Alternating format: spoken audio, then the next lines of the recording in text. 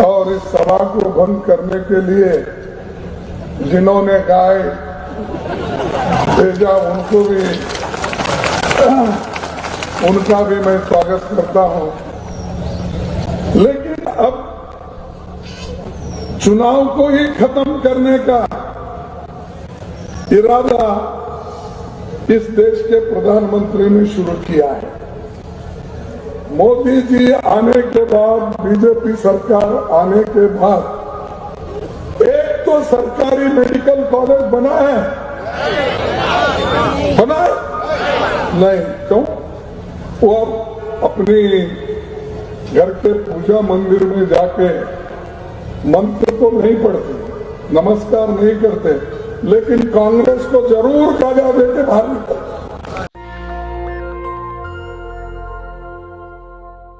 यहाँ पर उपस्थित सज्जनों, भाई और बहनों, मीडिया के मेरे दोस्तों, नौजवान साथियों, और इस सभा को भंग करने के लिए जिन्होंने गाय भेजा उनका भी मैं स्वागत करता हूं, क्योंकि उनकी आदत है जहां कहीं भी शांति होना उसको भंग करना, और आपकी आदत है भंग करने वालों को जवाब देना। और ऐसे चीजों से हम डरेंगे नहीं, क्योंकि हम महात्मा गांधी जी की औलाद है, महात्मा गांधी जी के शिष्य हैं। महात्मा गांधी जी ने जो सहिष्णुता का पाठ पढ़ाया, वो पढ़कर देश को हमने आजाद बनाया। वल्लभ भाई पटेल जो लोह पुरुष हैं, उनका गुजरात ये है, इसीलिए कोई हमको डरा नहीं सकता और हम डरेंगे नहीं। तो भाइयों, ये चुनाव बड़ा महत्वपूर्ण चुनाव है, इसलिए कि अगर आप इस चुनाव में कांग्रेस को जिताएंगे तो सारे देश का नक्शा, पॉलिटिकल एनवायरनमेंट चेंज हो जाएगा, और वो शक्ति आप में है। हम तो भाषण देंगे, अपनी बात तो कहेंगे, लेकिन देश को सुरक्षित रखना है, लोकतंत्र को अगर मजबूत बनाना है, संविधान को अगर आपको सुरक्षित रखना है, गरीबों के हितों में अगर आपको काम करना है, अपने हकूक को हिफाजत करना है, तो आप यहीं से कर सकते हो, और वो शक्ति आप ही के पास है। एक बार आप करके दिखा, फिर मोदी और शाह साहब कहीं भी आपको नहीं दिखेंगे। मैं क्यों बोल रहा हूं कि भाई ये राजकीय में, पॉलिटिक्स में और डेमोक्रेसी में ये तो हमेशा होता है, एक पार्टी आती है, एक पार्टी जाती है, और बड़े समाधान के साथ चुनाव होते हैं। लेकिन अब चुनाव को ही खत्म करने का इरादा इस देश के प्रधानमंत्री ने शुरू किया है। कांग्रेस एक बात कभी गुजरात में की नहीं, और 27 साल एक पार्टी हुकूमत में यहां पर है, और 8 साल केंद्र में मोदी जी प्रधानमंत्री के नाते कंप्लीट किए हैं। यहां तो 13.5 साल थे और वहां 8 साल। 13 और 8 कितना हो गया? क्योंकि मेरा मैथमेटिक्स जरा कच्चा है, जरा आप बोलिए। 21.5 साल। 21.5 साल में अगर आप गुजरात को सुधार नहीं सकते, वहां के युवाओं को एम्प्लॉयमेंट नहीं दे सकते, यहां इन्फ्लेशन कम नहीं कर सकते, छोटे मोटे कारोबारी वालों को हाथ को काम नहीं देते, तो ये तो शर्म की बात है। और इतना सारा शक्ति आपके पास लोगों ने दिया था और दिया है, अपने लोगों की हिफाजत आप करना भूल गए। और ये आज जो मेहसाना सिटी है, यहाँ ये तो बिजनेस सेंटर है इधर नॉर्थ गुजरात में, और यहाँ पर लोग अपने मेहनत से काम करके जी रहे हैं। इसकी मेहरबानी नहीं है, वो खुद डायरी फार्मिंग कर रहे हैं, खेती कर रहे हैं, छोटे मोटे कारोबार कर रहे हैं, करके वो लोग अपना जीवन बिता रहे हैं। तो इसमें आपका क्या कंट्रीब्यूशन है? अगर गलती से कोई उनको पूछे, साहब मेहसाना में डायरी किसने बनाई, तो वो जरूर बोलेंगे ये मोदी ने किया है। लेकिन हुआ कब? यहाँ 1963 में ये डायरी की स्थापना यहाँ हुई। लेकिन उसको पूछो हर चीज, ये बंगला किसने? मैंने किया। ये रोड किसने? मैंने किया। मैं के सिवाय भारतीय जनता पार्टी के लीडरों के पास कुछ नहीं है। बनाया हमने। हमारे पास एक कहावत है, मेहनत करे मुर्गा साहब, अंडा खाए फकीर साहब। अरे मेहनत तो हमने की, कांग्रेस ने डायरिया बनाई, आनंद डायरी बनी, कुरियन ने बनाया, व्हाइट रेवोल्यूशन लाया, त्रिभुवन पटेल उन्होंने काम किया, करके आज आनंद डायरी के दूध, दही, सब चीजें, घी, सभी चीजें बाहर जाती है। मैं वो डायरी, आनंद डायरी देखने के लिए 1972 में वहां गया था। जब मैं एमएलए पहली बार बना तो मैं असेंबली में board of regent, agriculture university के रीजेंट होते हैं, अब सिंडिकेट मेंबर वो एक थे। उस वक्त हम 7 लोगों का टीम यहाँ आया। अब हम कुरियन से मिले, आनंद डायरीज के एक्टिविटीज को भी देखें, यहां तक कि वल्लभ भाई पटेल जी का जो गांव है वहां पर भी उनको घर देखने के लिए हम गए। तो वहां पर उतना कोई स्मारक नहीं बना हुआ था उस वक्त। तो हम वहां के लोगों को पूछे ये क्यों नहीं बना? नहीं, आपसी झगड़े में रुक गया है, जमीन नहीं मिल रहा है, इसीलिए हो रहा है। लेकिन आज आनंद डायरी और ये मेहसाना की जो डायरी है, यह सारे हिंदुस्तान में मशहूर है, बाहर मशहूर है। ये सारी चीजें किसने की? 1946 में कोऑपरेटिव सोसाइटी बनाए, ये 63 में बनाया, इसीलिए लोगों के हाथ में आज पैसा है। तो इसमें आपका कंट्रीब्यूशन क्या है भाई? आप आने के बाद तो ऐसा हुआ कि जो सरकार में नौकरियां हैं, वैकेंसीज है, 3 लाख से भी ज्यादा वैकेंसीज है। टीचर के वैकेंसीज 28,000 टीचर वैकेंसीज है। क्यों भर्ती नहीं कर रहे? 43% युवा 18 से लेकर 30-35 साल के अंदर 43% लोगों को नौकरी नहीं है। आप क्यों नहीं दे रहे?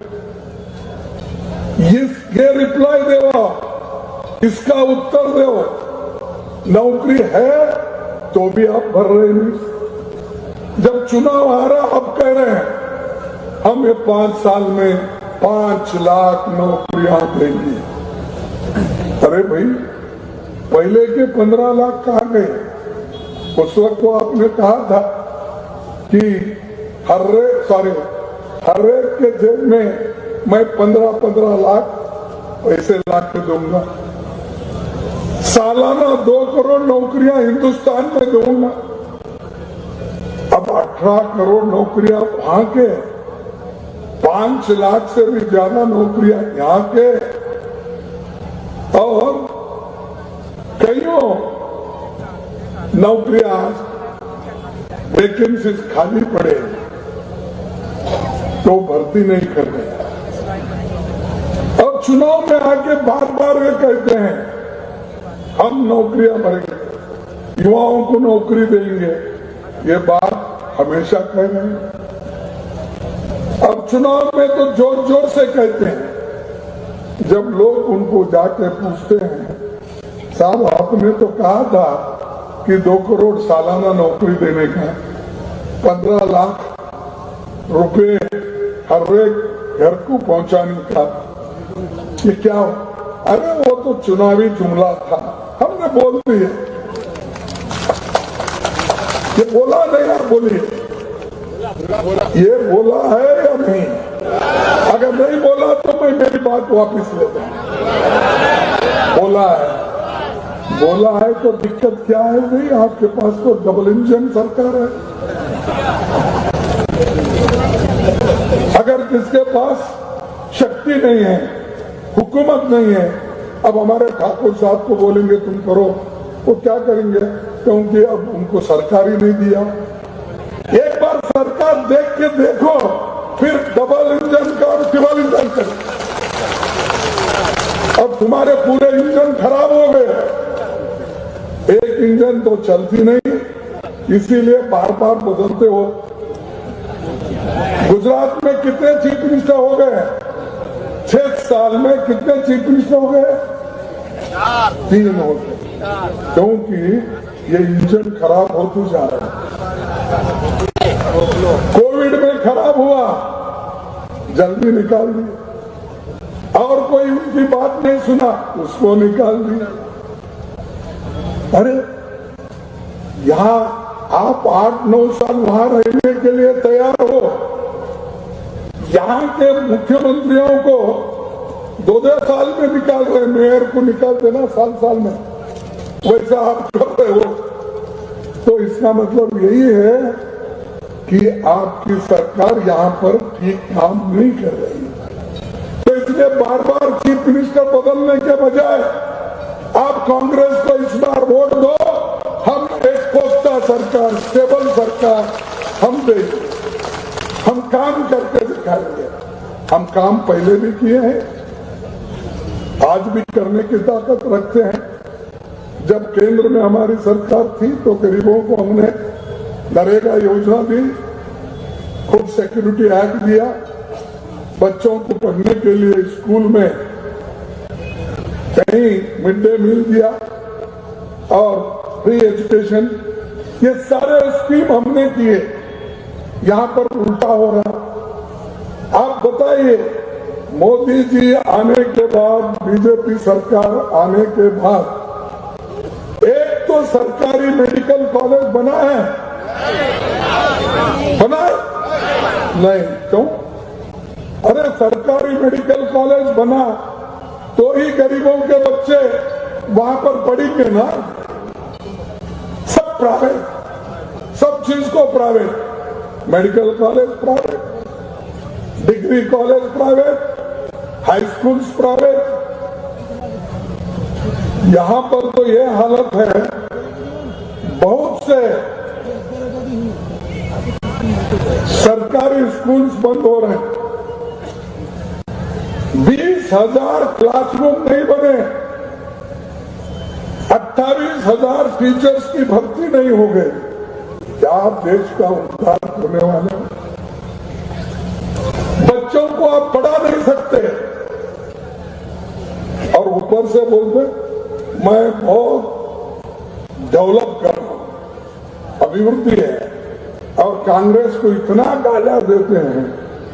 तो कई भाषण आपके पास भी बोले होंगे, मैं नहीं सुना, लेकिन टीवी में मैं सुना था। क्या कहते हैं?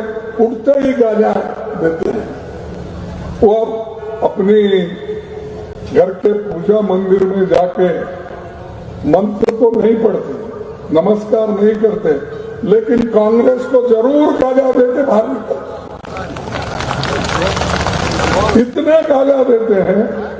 वो अपने आप के लिए एक बात कही थी उन्होंने, कांग्रेस वाले और दूसरे लोग मेरे को रोज 2 किलो गालियां देते, बोला रोज 2 किलो। अरे आपको अपोजिशन वाले 2 किलो गालियां देते हैं, ऐसी अगर समझ है, और आप कांग्रेस को तो रोज गालियां देते हैं। हम तो आप 2 किलो गालियां खा रहे, तो कांग्रेस वाले 4 कुंटल गालियां खा रहे, हर एक को गालियां देते। नेहरू जी का नाम लो, पंडित जी के, अपना वल्लभ भाई पटेल का, महात्मा गांधी जी का, किसी का भी हमारे से झगड़ा लगाना, डिवाइड करना, एक से एक ऊपर रखना, नीचे। अरे आप देश बनाने के लिए आए हो क्या देश को बिगाड़ने के लिए? इसीलिए तो राहुल गांधी जी भारत जोड़ो यात्रा उन्होंने शुरू की। सबको लेकर चलो, सबके साथ चलो, तो वो काम हम कर रहे हैं।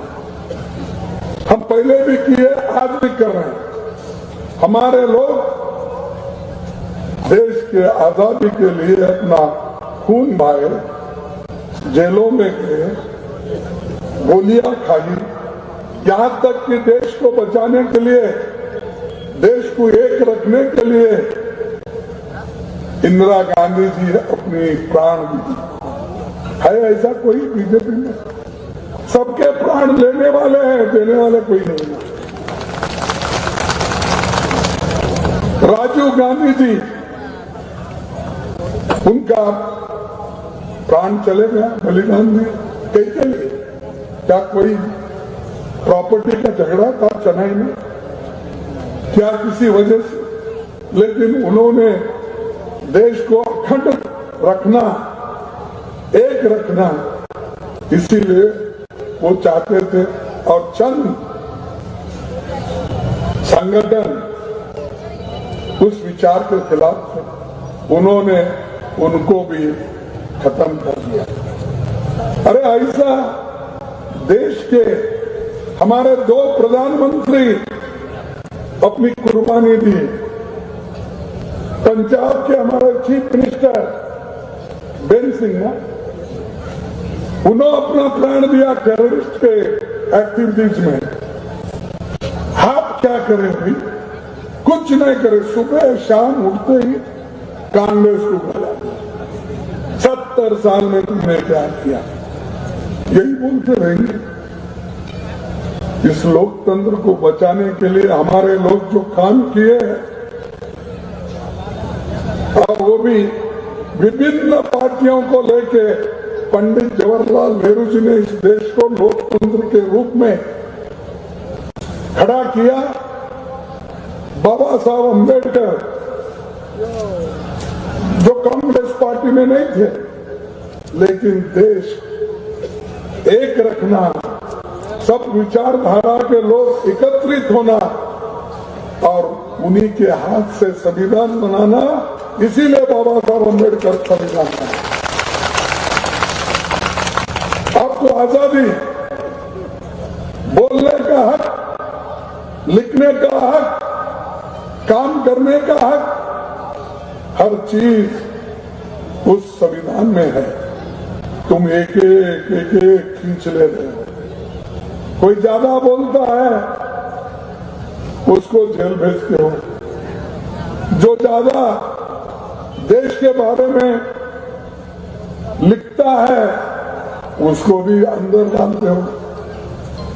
आजकल टीवी लोगों को भी छोड़े नहीं, इसीलिए बहुत से टीवी हमारा जरा कवर भी बहुत कम करते हैं, लिखते भी जरा कम। अगर मोदी जी का एक पेज आया तो हमारे 2 कॉलम कहीं तो दिखते हैं, क्योंकि उनको भी डर, सबको डरा रहे। अरे भाई, ये देश ब्रिटिशों को नहीं डरा, तुमको डरेगा। ये लोग तुमको डरेंगे, ये कभी नहीं हो सकता। और ये संविधान इतना मजबूत है, उस संविधान को खत्म करने की बात ये लोग करते हैं और लोकतंत्र को खत्म करने की बात ये करते हैं। तो इसलिए मैं आपसे विनती करता हूं, आप सभी मिलकर इस बार एक मौका कांग्रेस पार्टी को दो, जिताओ, ये मेरी विनती है। आप सब हाथ के निशान पे आप वोट लगाओ, बटन दबाओ और पार्टी को चुन के लाओ। और हम कड़ी मेहनत से, ऑनेस्टी से काम करके आपको दिखाएंगे। ये कहते हुए मेरे 4 शब्द को समाप्त करता हूं। नेशनल दस्तक की आपसे गुजारिश है कि अगर इसको बचाना चाहते हैं तो नेशनल दस्तक को सब्सक्राइब करने के लिए रेड कलर के सब्सक्राइब बटन को दबाएं, फिर बेल आइकन की घंटी दबाएं। नेशनल दस्तक को बचाने के लिए बहुत जरूरी है कि हर खबर को शेयर करें, लाइक करें, कमेंट जरूर करें।